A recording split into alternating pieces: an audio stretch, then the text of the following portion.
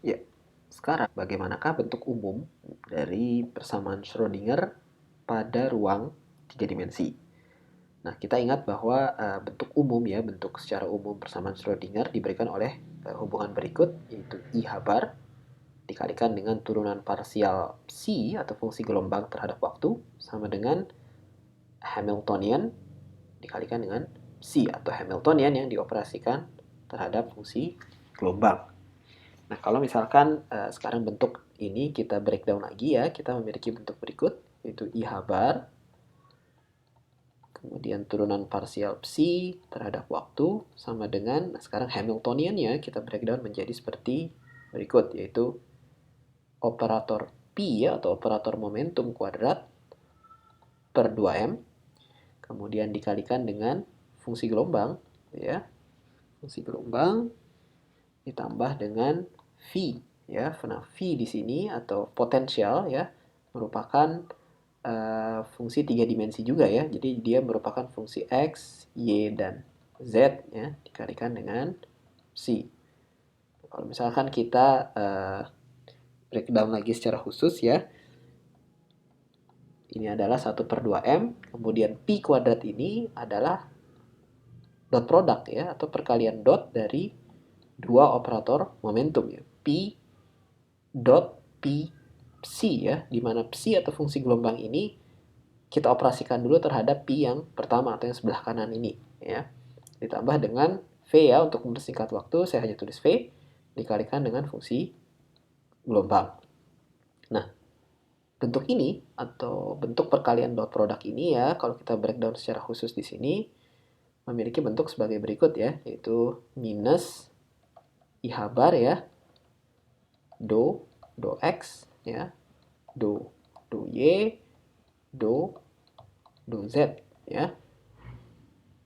Kemudian di dot produkkan dengan yang faktor yang bentuk ini ya, P dot psi, yaitu minus I habar. Sekali lagi jangan lupa ada faktor minus I habarnya dikalikan dengan do psi ya, do psi do x, do psi do y, dan do psi do z.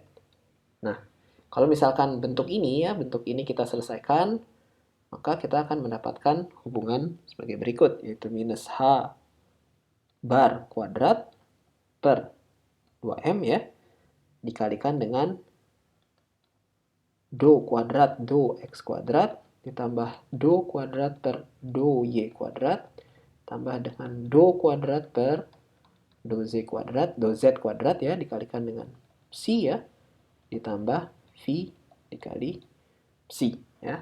Jangan lupa di sini ada faktor atau ada term berikut atau bentuk berikut, I habar dikalikan dengan turunan parsial psi ya terhadap waktu.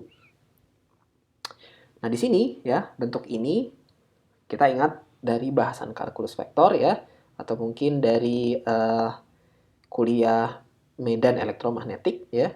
Ini adalah gradien operator kuadrat atau disebut dengan Laplacian ya, atau disebut dengan Laplacian. Sehingga kalau misalkan bentuk ini ya kita sederhanakan ke dalam notasi ini atau simbol ini ya, del square atau nabla square ya, bisa kita sebut seperti itu.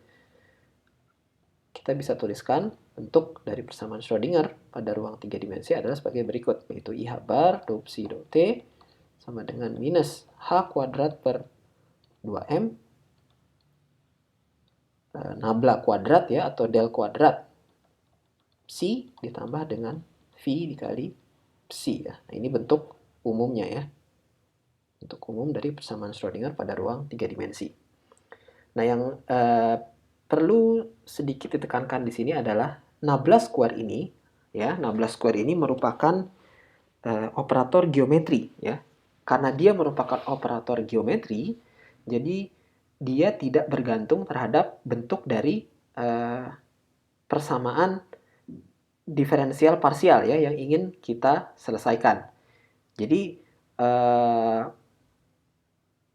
nabla square ini bisa dalam bentuk misalkan di sini Cartesian koordinat, atau nanti akan kita lihat juga bahwa bisa juga kita selesaikan ya, misalkan dalam bentuk koordinat bola gitu ya. Jadi dia tidak bergantung terhadap bentuk diferensial parsialnya. Gitu. Jadi hanya persamaan diferensial parsialnya. Jadi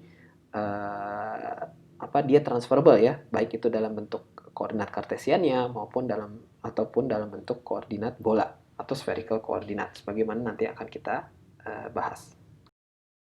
Nah, sama halnya dengan pembahasan pada persamaan Schrödinger ya, pada ruang satu dimensi. Ya, di sini kita juga tertarik untuk mengetahui bagaimanakah bentuk persamaan Schrödinger bebas waktu ya, atau di sini kita singkat sebagai TISE atau Time Independent Schrödinger Equation pada ruang ya.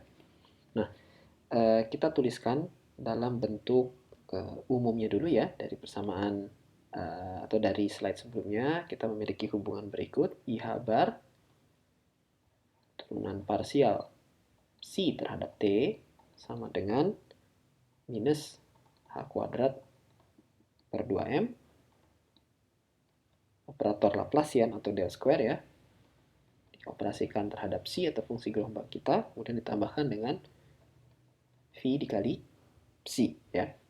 Nah, sama halnya ya dengan pada saat kita mendiskusikan persamaan Schrödinger pada ruang satu dimensi ya, di sini kita akan gunakan metode separation of variable ya, atau metode pemisahan variabel, di mana di sini fungsi gelombang kita ya, C ya, yang dia merupakan fungsi dari R atau fungsi posisi ya, dan T fungsi waktu, itu bisa kita tuliskan sebagai perkalian dari dua buah fungsi ya, yang dimana fungsi posisi atau psi kecil ya, psi kecil R gitu kan, seperti ini dikalikan dengan V ya, agar notasinya konsisten ya dengan pembahasan kita di slide sebelumnya ya.